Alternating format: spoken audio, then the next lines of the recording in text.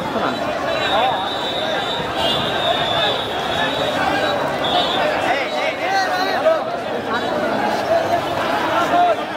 আপনার YouTube channel?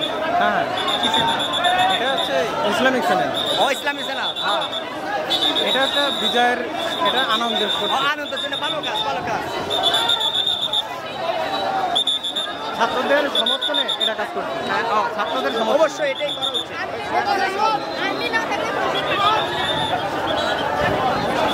আমি বলি, শোনো আমাকে, এটার জন্য একমাত্র দায়ী কিন্তু হাসিনার দুঃশাসন। আর বেনজির, আজিজ, মতিউর, ফানি জাহাঙ্গীর এরা দায়ী কিন্তু এই দুঃশাসনের 17 বছরে পুরো দেশ জাতিকে জাহান্নামে পরিণত করছে। এই অবস্থার জন্য একমাত্র আওয়ামী লীগ আর ছাত্রলীগ, যুবলীগ এরা দায়ী।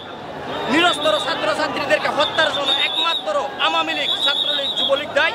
আর জাহাঙ্গীর, ফানি জাহাঙ্গীর, বেনজির, মতিউর এরা দায়ী।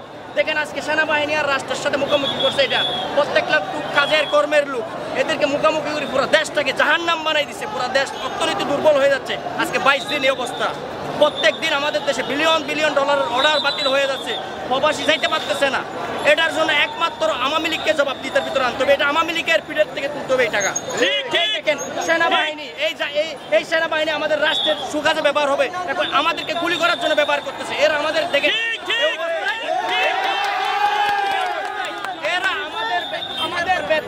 আমাদের বেতন ট্যাক্সের টাকা নিয়ে, কিন্তু আমাদের ট্যাক্সের টাকা নিয়ে এরা চলে, জীবন জীবিকা নির্বাহ করে। এরা আমাদের সাথে শত্রু হিসেবে মোকাবেলা করে দিচ্ছে। এরা দিনে ভালো ব্যবহার করতেছে, রাত্রে না হলে কেন হেলিকপ্টার থেকে গুলি করা হবে? হেলিকপ্টার থেকে কেন গুলি করা হবে? এখানে কোনো যুদ্ধ লাগে না। এখানে প্রত্যেকটা দেশের নাগরিক, সিটিজেনশিপ বাংলাদেশি।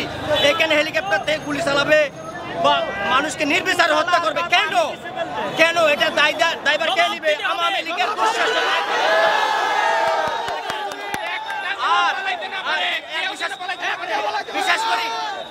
বিশ্বাস করি প্রত্যেক দিন বিলিয়ন বিলিয়ন যে লস হচ্ছে, ডলার বিলিয়ন বিলিয়ন ডলারের যে অর্ডার বাতিল হয়ে যাচ্ছে গার্মেন্টস ইন্ডাস্ট্রি বা প্রবাসী রিমিটেন্স, এটার জন্য একমাত্র আওয়ামী লীগ দায়ী।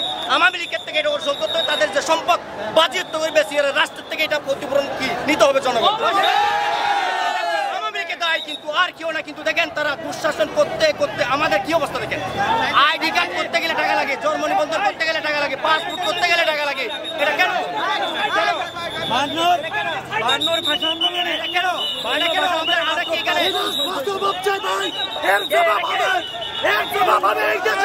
জবাব দিতে হবে।